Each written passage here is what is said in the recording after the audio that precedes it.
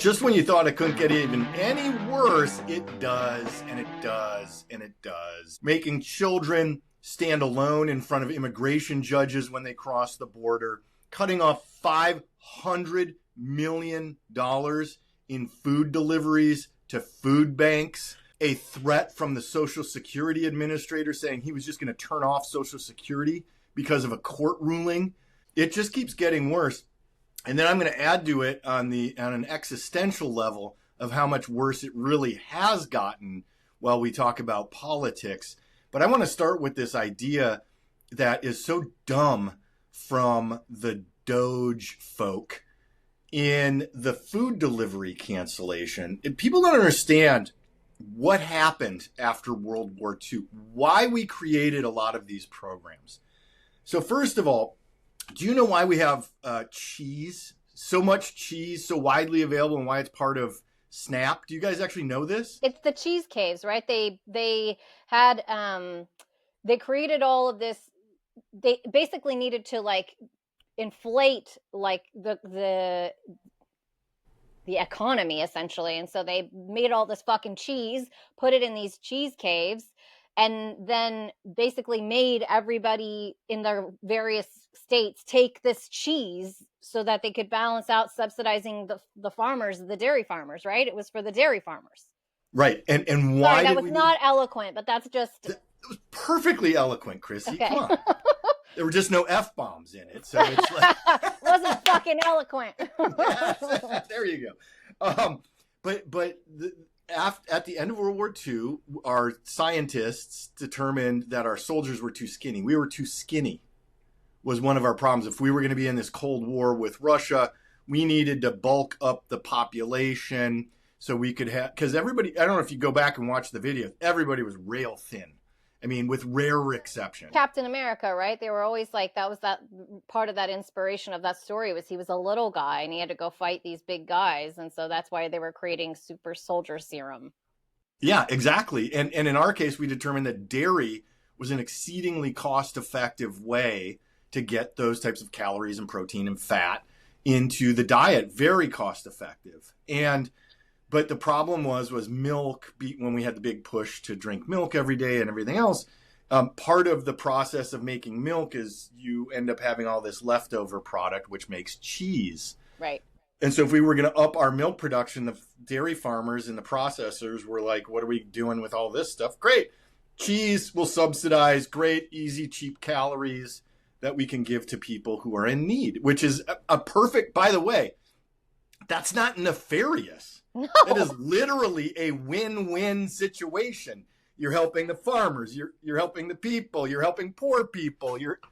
Food waste. It's better for food waste, right? They don't have to throw the curds all away, right? Because that's what they're doing, right? They separate some of the way they use some of that wastage on milk. Which, have you ever watched how milk is made? It's the most fucking wasteful, disturbing shit.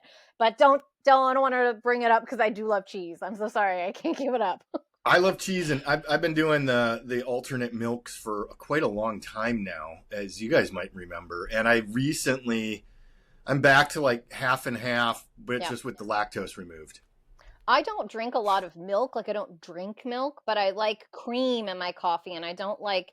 I was raised probably like, I don't know if you guys were, I was raised on non-fat milk because in the 80s, our moms all thought we had to be on non-fat milk.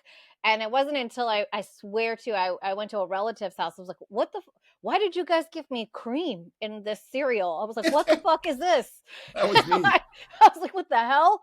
And then I realized like, holy shit, this is amazing. And then when I was in my 20s, I was like, I'm just going to eat fucking Golden Grams with half and half because that's the shit. Like, that's really, if I'm going to like have a treat, I would just put Golden Grams and half and eat that as like a dessert. Mostly because I was poor when I was 20 and that's really what I could afford. But I was like, it went a long way. Right. So when I go back to this whole USDA $500 million cut in food deliveries to the food banks, and the reason that's such a big deal is because they're talking about just slashing SNAP and food stamps, essentially hundreds of billions of dollars they're talking about cutting. So people really depend on that because food is expensive. And what Doge is so dumb about, And I mean this really in the most sincere and vicious way of how dumb they are. It's not, you're not just helping poor people, you're helping the farmers. Farmers. SNAP is like one of the most beneficial programs in a full circle for our country because the farmers benefit, the people benefit, and the money goes literally just back into the system, right? You spend it at the grocery store. So the farmers get all those grants for growing the various crops that are SNAP approved, right? Because if you, like, I tried to apply for SNAP for my dad, and so I did a lot of research on it. You know, my dad's also on Social Security, right? Not that, you know, like, he's not embarrassed. Like, I was just like, let me check out SNAP. What does this really mean? And when I started looking into the program, first of all, you will just have to acknowledge that the majority of the Republican states are the ones on Oh, SNAP, yeah. right? So let's start there. So you guys are so great at running a country. You're so fiscally responsible, except your states are the ones that receive the most SNAP benefits and have the highest percentage of people that receive SNAP benefits. That's not a judgment on people. That is a judgment on Republican run economies. They can eat shit as far as I'm concerned, because when your stats suck, your stats suck. So you run the lowest educated, poorest, most dysfunctional states in the nation that have to receive benefits from a state like California, which, by the way, itself has its own issues because in California, they are the largest recipients of SNAP because they have so many people. So if you just look at it like, oh, California has more people on SNAP, it's like, well, right, but they have more fucking people, right? So the way it's distributed is a little bit different. But if you just take away California out of the mix, the rest of the nation, the majority of the people that receive SNAP benefits, by the way, not necessarily people of color, white people. Oh, There's yeah. like, it's like 34% or something of white Americans receive SNAP benefits. Now, if you look into SNAP, that means that there are 34% of white Americans in predominantly red run states who predominantly vote red who receive SNAP benefits, which means they're making less than $22,000 a year. They are poor. So that anyone in a red state would vote for people who want to take away their access to food when it's a perfect system. Immigrants, Crissy, the immigrants are stealing everything. They're stealing the food stamps, they're stealing their jobs, they're stealing, it's brown people. It's because we send money to Ukraine. You know, don't make me revisit how that's all our old military equipment for the most part. It's old military equipment that we have to pay to get rid of anyway, and instead we're giving it to Ukraine, or we're giving it to Ukraine. The other thing about that food delivery is we make an assumption, like the way that it's presented from Doge and basically fucking assholes, is that that food is going to poor black moms who just can't keep their legs closed, keep popping out babies, right? When the reality is it's actually going to the opposite, to the two ends of the spectrum: seniors and kids who need lunch, who need actual fucking food because their families are poor. And that includes white families in West Virginia that just voted against their own fucking interests. So like, we have to like not let these guys get away with saying this shit is social services or socialism or communism while they're actively trying to create Russia in our country, which is a bunch of people who have to take a fucking ticket and go into a grocery store in Russia, in Moscow, and can only buy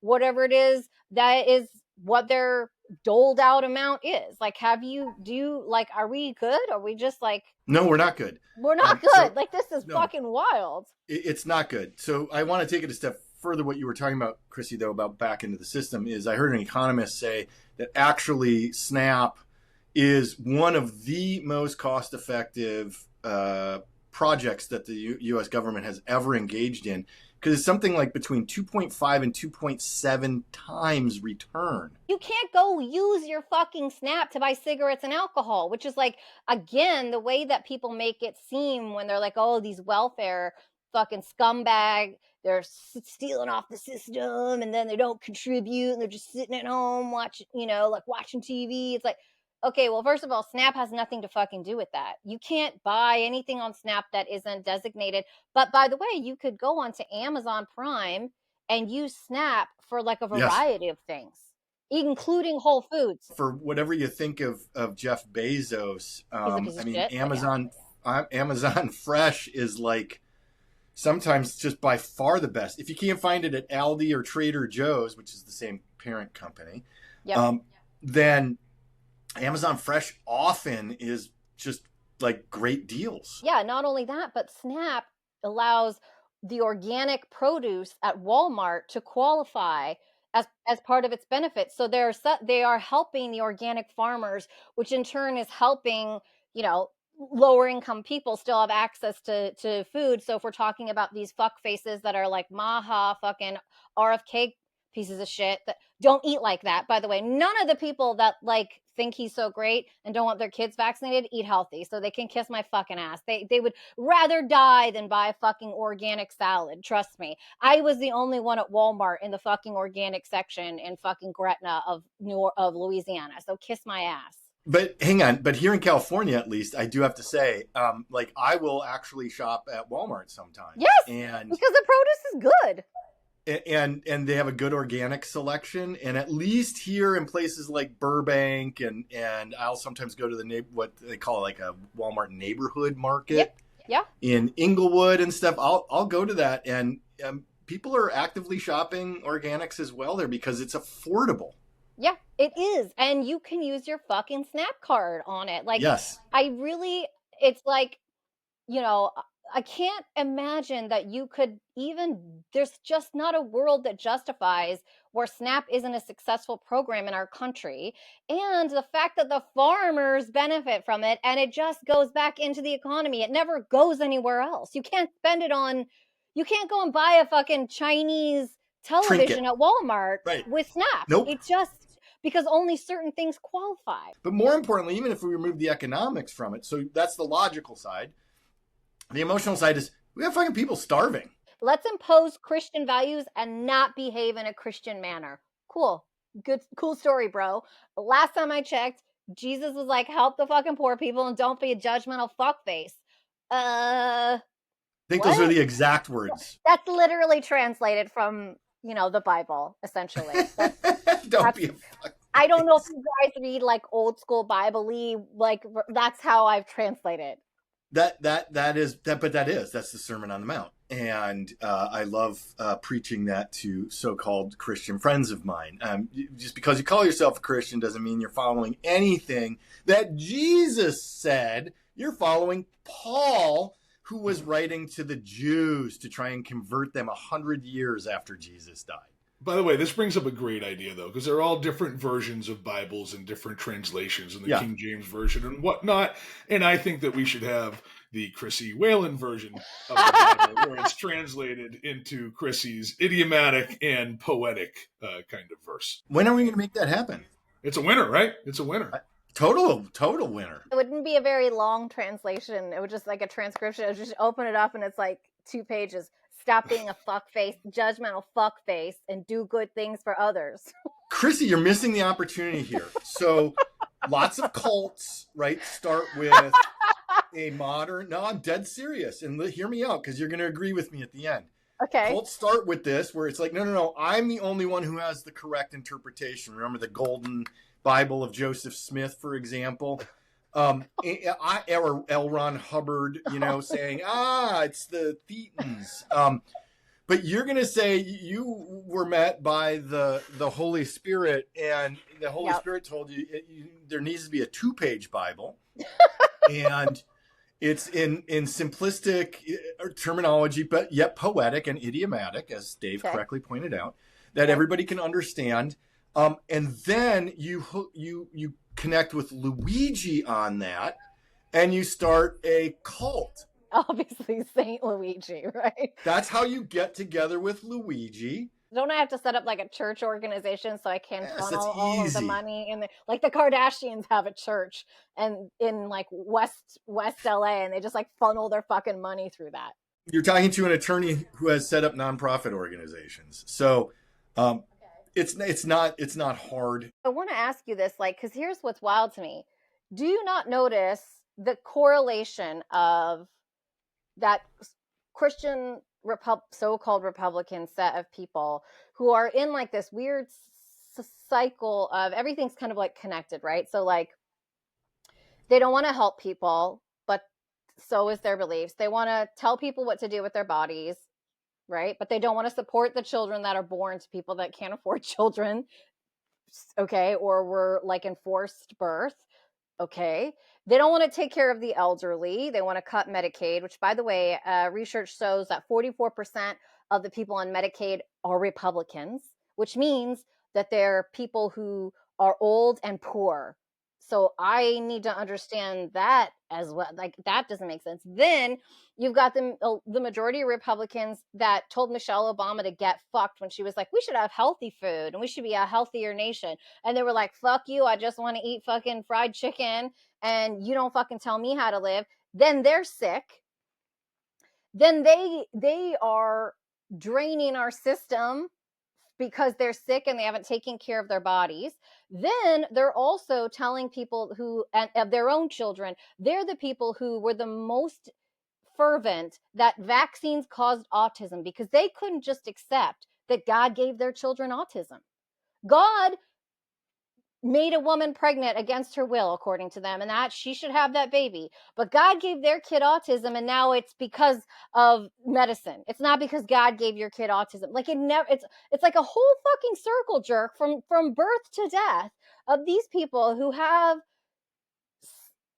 principles and values, so they say, and at every turn they do the opposite and vote against what they think they're voting against their enemy, but really they vote against themselves because they're in the poorest, least educated, least healthy states. But the point is, that's the point of the culture war. The culture war is all about taking people who are not as intelligent, apparently, or at least not as able to critically think about what they see and read, and convince them that the boogeyman is the problem, not the billionaire. So this boogeyman, this goes right back to everything.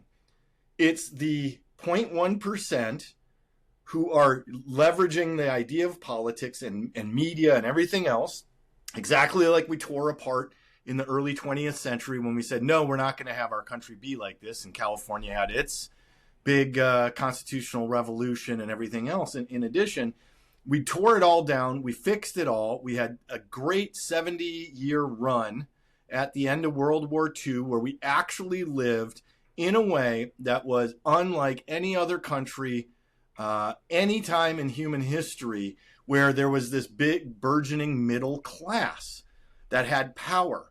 And then the wealthy convinced that middle class to vote against its own interests again, because boogeymen, it's always boogeymen. There's always a scapegoat. There's always somebody to blame, be it the Jews, the black people, the immigrants. It doesn't matter who it is. They have to have a boogeyman. And then that's how they manipulate and control everybody to vote, well, not everybody, but many enough to vote against their own self-interest. Because I remember having this conversation back when George Bush was president. Why are there so many white working class people voting for George W. Bush when he's trying to take away the power of unions? I mean, again, we can talk about corruption in unions and everything else, but overall, unions are what help make America's middle class. Right. And so to just decimate the unions and everything else, they voted against their own interests. And then by the time you realize that you voted against your own interests, it's too late. And so we had a good 70-year run that was an absolute anomaly throughout human history, where we had a middle class where you could go to college and not be in debt. You would get a great education, even if you didn't pay attention. You were just smoking weed the whole time and partying. But you could get a great education for next to nothing. You could get a great paying job that allowed you to afford a house, a comfortable house. Not a mansion, but a comfortable house, a car, and college for your kids and food on the table. That was a unique 70-year window in human history. And Donald Trump, through his voters, has successfully turned all of that on its head. He was playing with it in his first term. And in the first, it's only been 2 months of his second term, he has literally destroyed the West's idea and ability to maintain this comfortable middle class. There won't be, Europe's going to suffer too, because they're now having to spend the money. he wasn't wrong that they weren't paying enough for defense. He's absolutely right. But there was a reason we did it during the Cold War. There was a good reason we did it during the Cold War. And then when the Cold War was over, we didn't figure out how to balance it out well. And so he comes in and says, look, you're not paying your money. I'm out. And so he's throwing away all of our old alliances to have a new alliance with Russia, which makes no sense. They're not even a wealthy country, Russia. Like, they're not even, it's not like some mineral wealth. Right. But they're not giving that to us. Like, I mean, like, there's no reciprocal relationship with Russia other than we believe they're not going to bomb us or something. So here's what's really interesting, and again, with the flood the zone that you wouldn't have necessarily seen, is Donald Trump has a deal on the table with Putin that they're negotiating for the U.S. to invest in mining in Russia. So we would have access to all of these minerals that we said that we tried to strong arm Ukraine into. Putin said to Trump, you come and invest in our mining and you'll have access to those resources.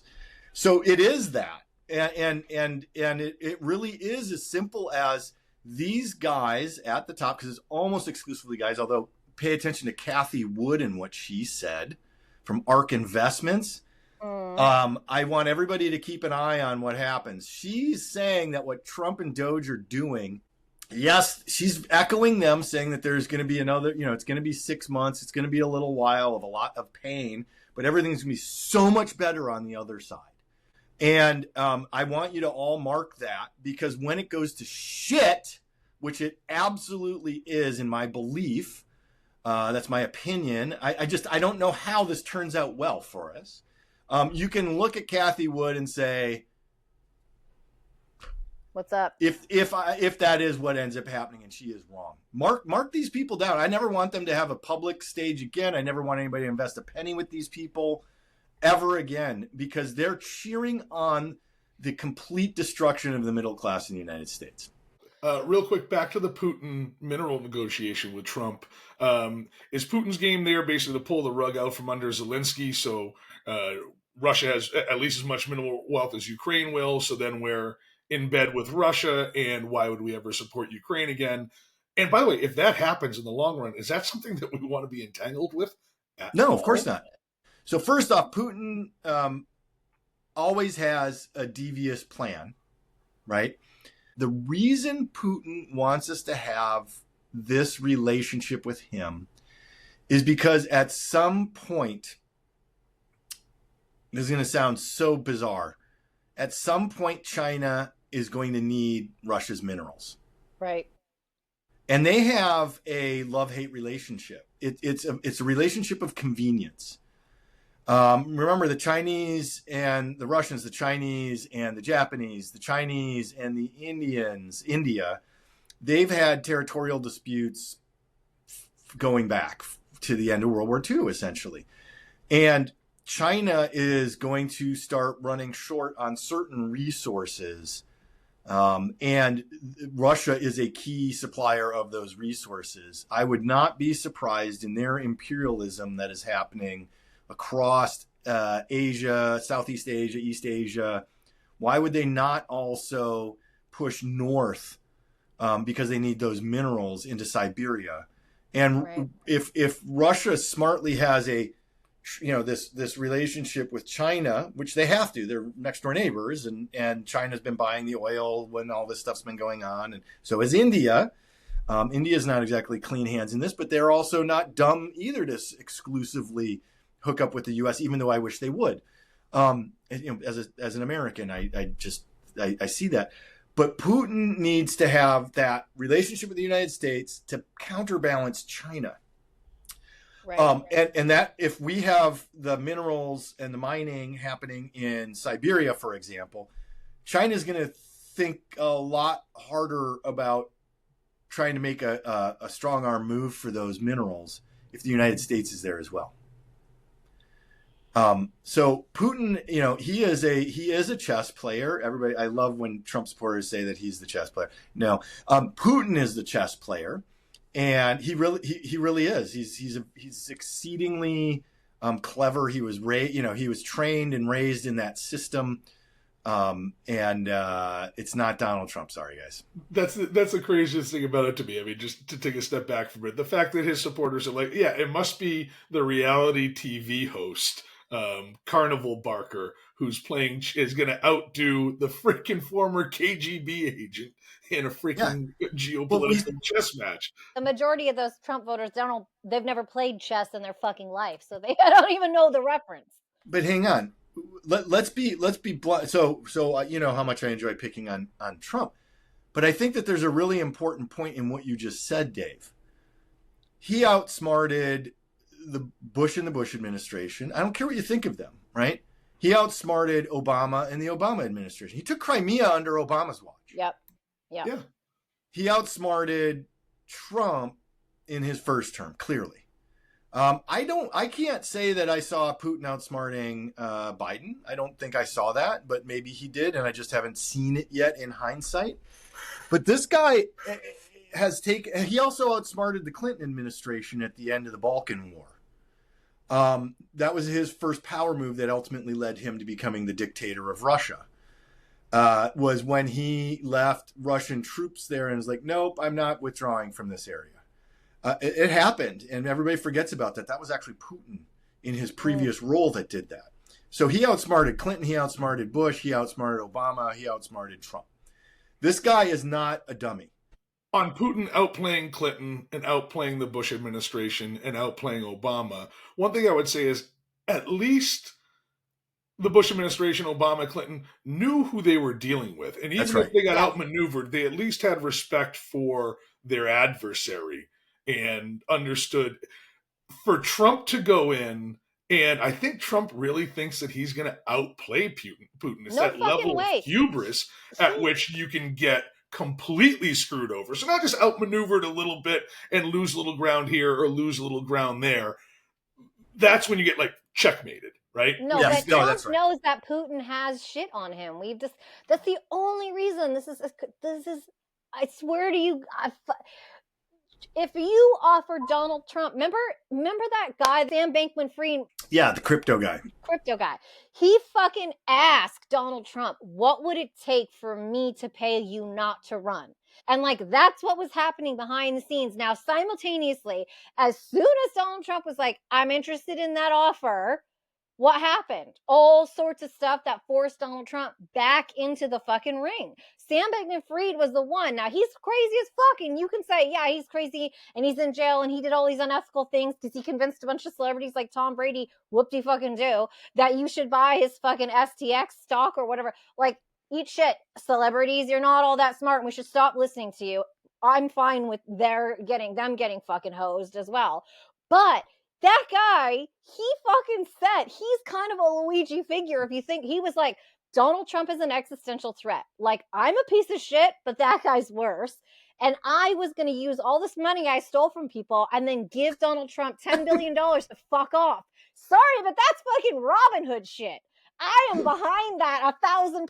I was like, that's why we threw Sam Bankman-Fried in jail, because he was going to give Donald Trump $10 billion. Oh, he stole money from Larry David. I don't give a fuck. This is my problem with rich people. They're not benevolent. None of them. It's like, this is, we're talking about us versus them, the rich versus the poor. And you've got people like Carnegie and the robber barons and all those guys who did actually end up investing in things for America, whether it was libraries or universities or national park systems.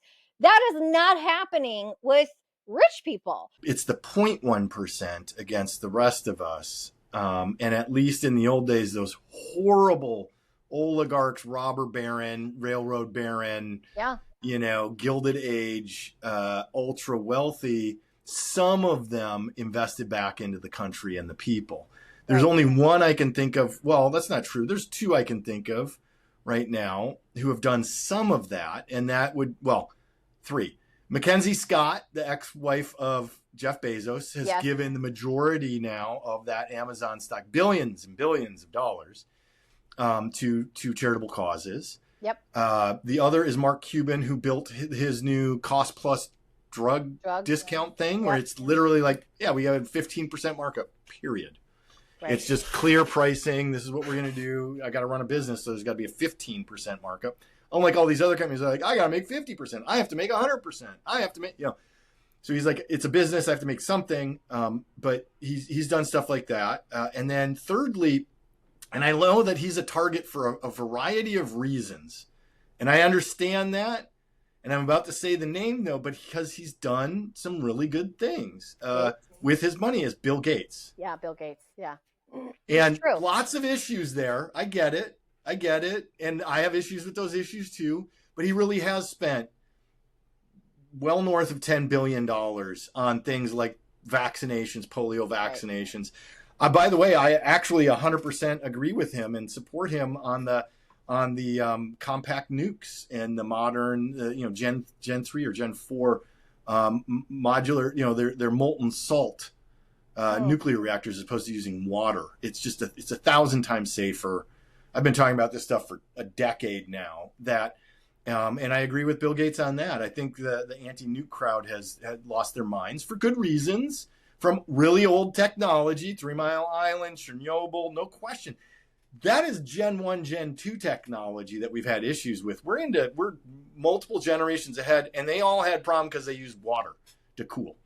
Right. None of these modern, well, maybe not none, but none of the ones that I pay attention to and care about use water as their cooling. They use molten salt, which is just a completely different technology. Plus Chernobyl, we know what was exactly wrong, and it was because the Soviets were like, fuck it, if it kills a bunch of people, who cares? Right. We know it's dangerous. Remember, one of the things that the new Trump is going to take away, like the safety regulations for construction. That's one of the things is like they're going to roll back all the safety. Like, wow, dude, we're so fucking insular. We're such a dumb fucking country. Sorry to say it. We're so fucking insular. We're too busy worried about what fucking morons do. That fucking MMA and fucking whatever. It's like, more about that. I like MMA.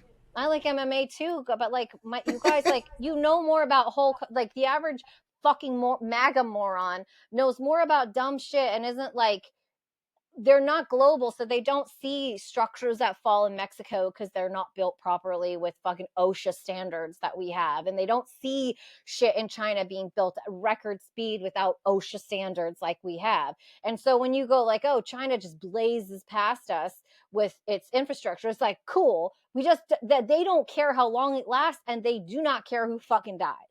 This is what's so crazy about West Virginia turning so red. The coal mining is one of the most dangerous jobs, and it was the left and unions that made it safe enough. Right. And then now they're like, yeah, but my billionaire owner of my mine, I want my coal rolling big pickup truck. I don't want driving EV, you damn liberals. And they've lost their minds as to how they got to a place that they all have a house. They're not dying of black lung at 42. And they're not dying in mine collapses all the frickin' time. They were so common. Like they do in other fucking countries where they mine coal.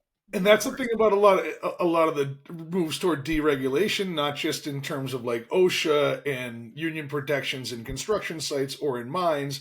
It's not just comparing us around the world. It's also thinking back to a previous time here in the States. And then a lot of the MAGA followers sit around and say, okay, well, yeah, we don't really need that environmental protection. We don't really need that OSHA regulation. We don't really need that because things are okay these days, and Americans aren't exactly. They're not falling off of construction towers and scaffolding and cranes and stuff like that. 30 stories up or getting collapsed in mines.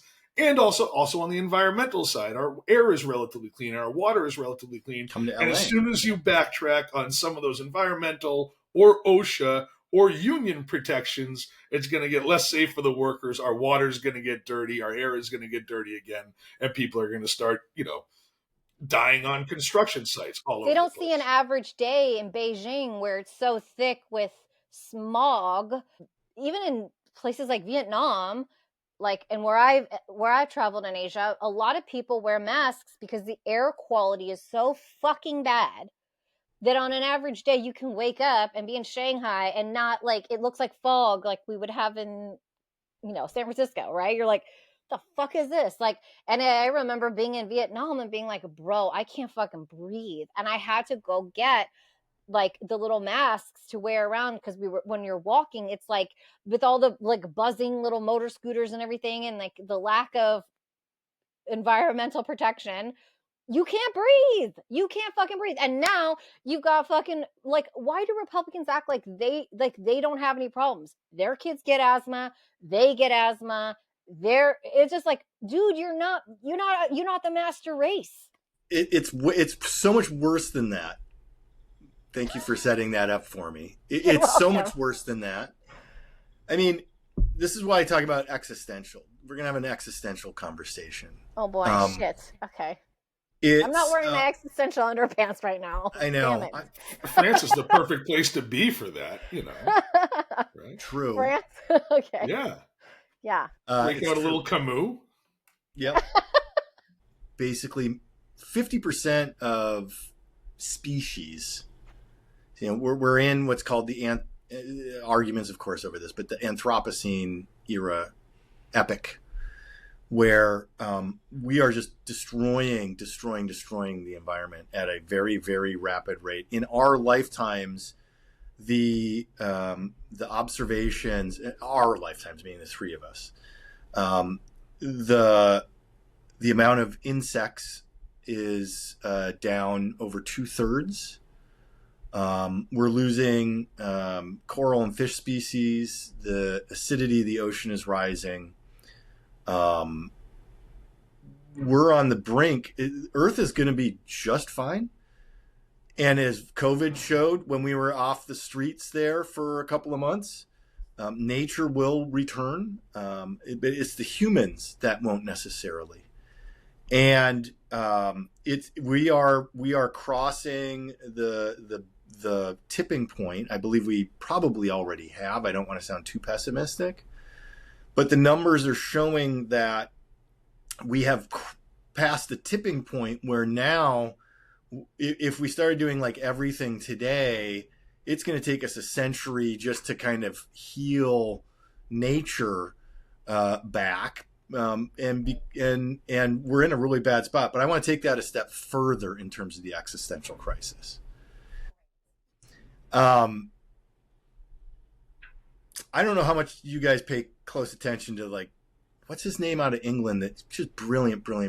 Brian Cox, is that it? No, not Brian Cox.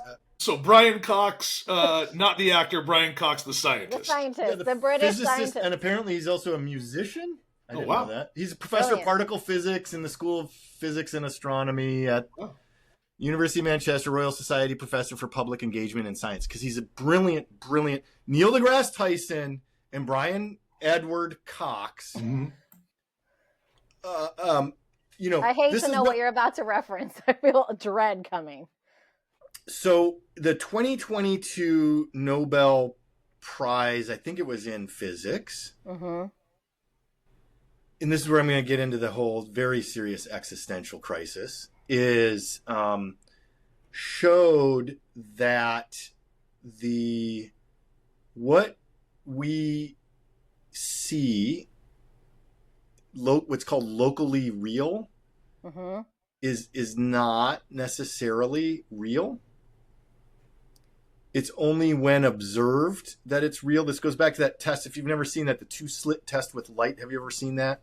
Mm-hmm. Where when the photons are observed, they make exactly the pattern you would expect with the lines. Okay. When they're not observed and they just there's a sensor that measures the photons hitting on the back, it's a wave pattern.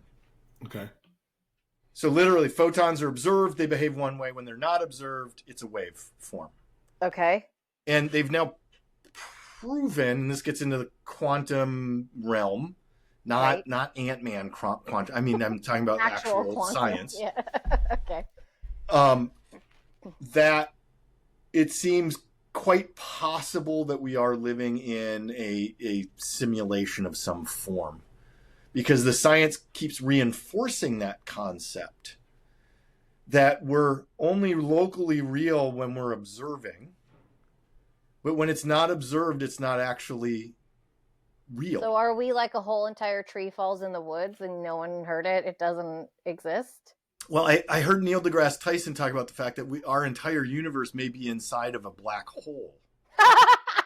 That would really make so much sense. Like, and it would track so hard. But the point that's so interesting to me is what they have shown, and there's real scientific debate about this, because we've really begun to understand quantum entanglement, quantum mechanics, all of these things. Well, first off, we had the Google chip, which proved the multiverse. Mm-hmm. The new quantum chip from Google. Did you hear that, Dave? Yes. Literally, they have these quantum computers now. Google developed one. It did a calculation that was so complicated that it literally could not have happened in the time our universe has existed. It was able to do the calculation, which showed that it was quantum entangling across multiple universes to do the calculation. And then, so I'm not Neil deGrasse Tyson or Brian Edward Cox, but I'm doing my best to relate how I'm interpreting, and based on my reading and observing some of their things, but reading as well, which is also there's real scientific debate. So we can talk about people who believe in God or the universe or whatever, and pure hard science atheists, or agnostics, whatever. But the point is we all might be right. And the reason why I say that, now, of course, Brian Cox and Neil deGrasse Tyson will argue with me and say, no, that's not, no, but I'm going to say why religious people and people of faith still are probably right. They're just maybe not right in the entire concept or context of it, but that's okay. There is science has now shown that when we form memories in our brain, that there's like a nanosecond, I don't know the exact measurement of time, but that there's a quantum entanglement that happens when we write memories. So when that neuron fires to write the memory, there's a quantum entanglement. In another multiverse, just like that. Another part of our dimension, another part of our universe, or into another universe. But that's where suddenly the idea of a soul, of course, is legitimate then, or afterlife is legitimate. Or when people say I'm connected to the universe, we literally are connected to the entire universe. And some people, I mean, I can't remember the name of this movie that was a book. It was a science fiction book where essentially your dream was taking you to another lifetime that you were living in another parallel universe. And people are like, that's why my dreams are so real, because it was actually you like astroplaning in like whatever you are, astroplaning to another fucking realm. And you're basically constantly living these dual lives. But then you come back in your brain when you wake up is like, I didn't remember that exactly right. Or I don't remember having black hair. I had black hair over there. And it's like I think to me more was in that movie. I can't remember what it was, but it was essentially that theory. I just got to say, this is so great, and it really bakes my noodle. I do kind of want to apologize to the viewers. This is not quite should be a morning show podcast. This is should be 3 a.m. radio podcast. And I think we should have a segment like this sponsored by some mushroom company or a gummy distributor or something like that. Did you guys go to the planetarium when you were a kid and freak out? Because I did. I'd be like, wait, fucking infinite universe? This is fucked up. Like, I remember getting up out of my seat at the planetarium in Northern California and being like, I gotta go. I can't, my brain, I was like, I'm upset, I think is what I said. I just left. I was like, I'm out, because my mind was trying to conceptualize, and I'll remember the infinite universe and what that meant. I was like, oh my God, we're so fucking irrelevant. I think I was literally 11. I was like, I'm out! I just got up. And the infinite universe and the fact that it's expanding. Nothing makes fucking sense. Life makes no sense. You're on a planet right now. You think you're in America? Zoom out. You're on a space rock floating in nothingness, infinite nothingness, and the infinite nothingness is expanding. That means endlessness is getting bigger. That makes no fucking sense. It doesn't make sense. And this week there was actually some science that came out that says it might not actually be expanding. Where's it going? Just hanging out. Diminishing. It's going the opposite way. It's coming for us. There are different measurements of infinite, by the way. There's no single infinite. I can't take it. I'm like, infinity, what? No! I can't fucking handle it. Because I just remember a feeling like if infinity was real, then all of this is so insignificant. Which is why I love this shit. It actually it gives me all my anxiety kind of eases for a little while when I think about the insignificance, stare up at the stars. And this goes back to even whatever you might think of at least non-human intelligent life on whether it's from Earth or outside of Earth. The government, of course, would not want us to know that we're busy talking to these people for the last 70 years now. Yep. Because that would undermine the entire structure of our civilization. The less educated we are, the easier we are to control, and it is able for us to maintain order, right? That would be the entire thesis for getting rid of the Department of Education for these guys. Is that's how other countries have been successful in autocracy, is because if you can't allow people to be educated, they're much easier to control. Well, but not just that. Geopolitics takes on an entirely different turn if we're dealing with intelligent life elsewhere in our universe anyway. But we are obsessed with it. And I went to fucking Machu Picchu and I was like, there is no fucking way. Zero fucking way this thing was done without aliens or some other crazy shit that existed. None. And when I tried to ask the guide about it, because why? Because they were overtaken by Spanish Catholics. You can't ask that question, right? So but the guy, George Soslakis from Ancient Aliens, is up there with his fucking hair sticking straight up, looking like a psycho, fucking whoa, and everyone's like, that guy's fucking nuts. And I'm like, I don't know, dude, because I saw the fucking square windows that don't make any sense. But most of the voters that Trump wants to manipulate and control aren't traveling to Machu Picchu and getting that perspective and asking those questions. I don't understand. They watch Star Wars, they like the same things, and it's like they can justify that those things must be fantasy versus the fact that we as a government have suppressed also all governments, right, at this point, because there's no way that if aliens are coming here, they're just fucking with the U.S., right? Oh, no, of course not. No, give me a fucking break, right? No, they've been spotted in Italy. Remember, one of the big reports is actually the Italian military. Well, of course. If you were an alien coming down here, where would you want to go? Fucking Oklahoma or the Amalfi Coast? If the aliens are intelligent, where are you going? You gonna go eat KFC, or you gonna have a little bucatini alla marchigiana and some vino? They know what they're doing. That's intelligent life. People have theorized that Da Vinci's that fucking aliens came down to talk to Da Vinci. They were like, oh, you're really intelligent. Maybe we can get with you because you might understand some shit. It's not even aliens. It's just the fact that we have been